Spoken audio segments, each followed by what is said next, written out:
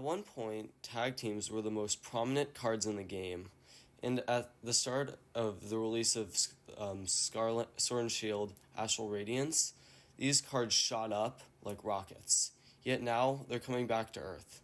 Why? Why are these cards that are so cool and some of the first alt arts, though unofficial, now crashing and going and suffering the same fate as the Sword and Shield cards, even though they're 3 years or maybe older?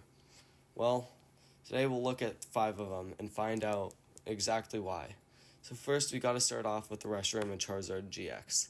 This card was super popular. It was a Charizard. I mean, it was a rainbow. And the alt art was a promo, making this even more valuable. There's not much to say. And yeah, you can see the trend line. And this isn't, you'd think that that's one thing. This is from a different set. Magikarp and Wailord. Same exact downfall now. Arceus, Palkia and Dialga and Palkia. Same thing. Mewtwo and MewGX. Same thing. Latios and Latios, same thing. Yeah.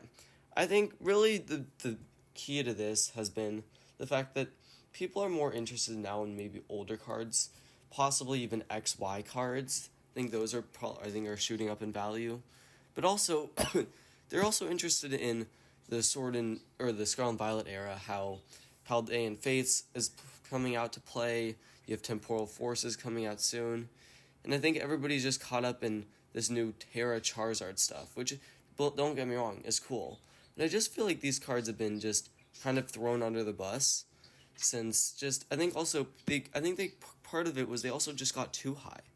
Right when Astral Radiance came out and people started to realize that they were undervalued, people started paying a lot for them in the hopes that they would go up. And they were right, they did go up. But I think now people have just realized that maybe they're more valuable, but not that much valuable. Or more valuable. Not sky high or moon valuable, maybe halfway to the moon.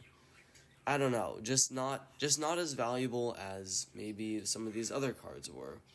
Now, also, I mean, another thing that also plays into it is and this is actually the most thing, is population.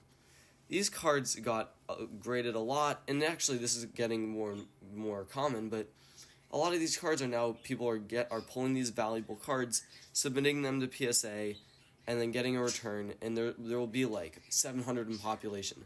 Think like the Latios and Latios, there's like something between like 700 or something. I checked it like last weekend, but it might have gone up, probably did, but in other words, yeah, all these cards, I think there's at least maybe 700 PSA 10s compared to these same types of these cards that were that hard to pull in the X and Y era. There were like 20 or so, maybe even 100. And now here you have 700. So I think that mainly the population is actually really what is coming out to play. Now, and what's interesting is that these cards are falling when in the Sword and Shield era it's even worse. The cards there's like for the Moonbreon, there's like 1,000 plus, maybe 1 to 5,000 PSA 10s in existence. Here there's 700, but that's still a lot compared to previous eras where there was like 100 PSA 10s or even 14, something like that. So I think mainly overall it was this influctuation in population and getting people wanting to get their cards graded and keeping them in better condition. And I thank you guys so much.